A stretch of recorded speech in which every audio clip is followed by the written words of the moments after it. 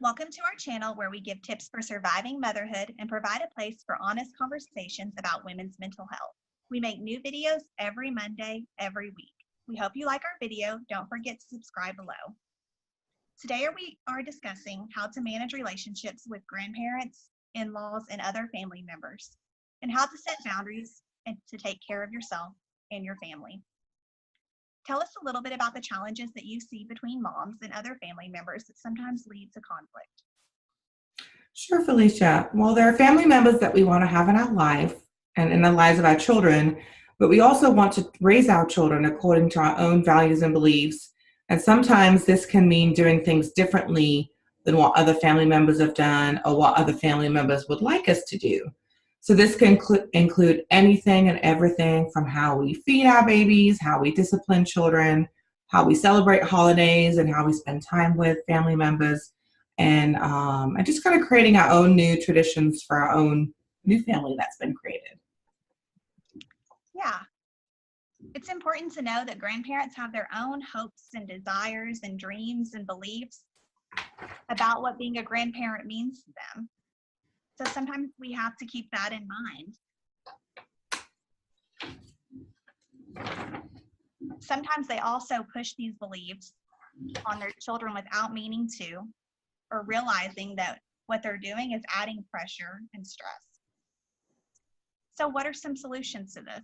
How do we navigate through these times? Yeah, that's a really good question.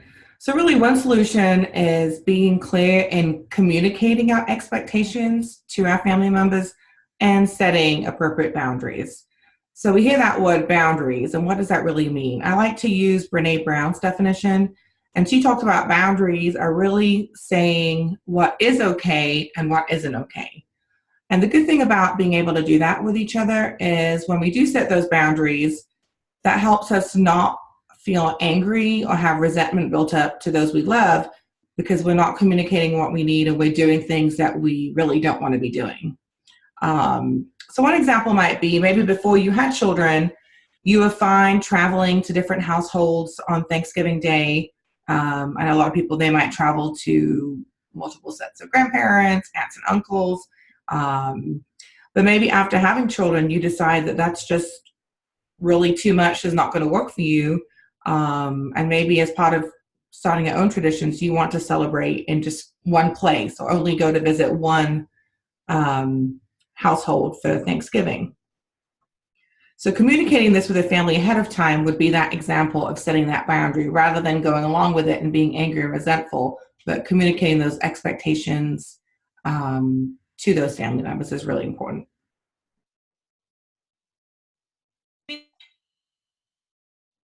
I know we usually go to so-and-so's house for Thanksgiving, but this year my partner and I was talking about it and we decided to do such and such.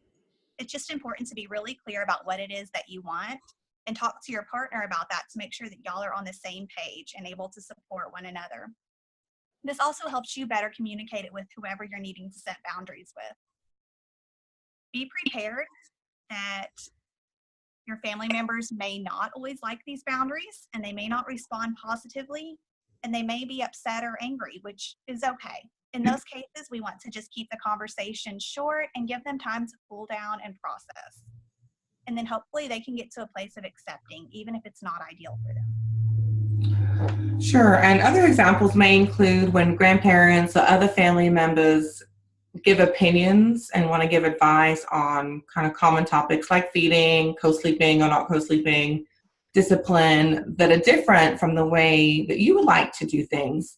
And so in these situations, rather than getting into arguments with them about why your way is best, it can really help to have some prepared phrases ahead of time that you can say in those moments that acknowledge what the other person's saying and that you appreciate their input while you're still staying true to your own beliefs and values and your ways of doing things. Because by doing this, it can help maintain a positive relationship because you aren't getting into arguments over those struggles of who's right and who's wrong.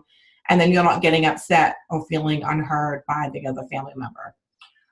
So a few examples of phrases that could be helpful would be things like saying, "Oh, that's interesting. I'll think about what you said." Another phrase is, "Thank you for that advice. We'll discuss it with our pediatrician." Another one might be, well, our pediatrician has told us we should do X, Y, and Z when it comes to feeding.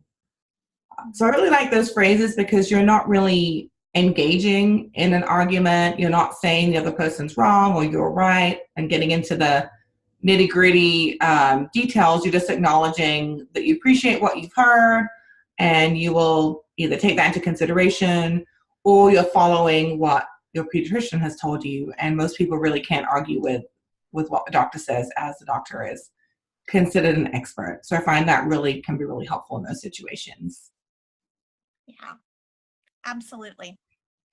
So comment below and tell us about your experiences with grandparents and any helpful phrases that you have used in the past. That's all for today. Today we discussed how to manage relationships with grandparents and other family members and how to set boundaries to take care of yourself and your family. Thank you for watching. If you or someone you know is struggling with a perinatal mood and anxiety disorder, reach out to the PSI warmline in the description below. Don't forget to subscribe to our channel for more videos about surviving motherhood. Bye. Bye.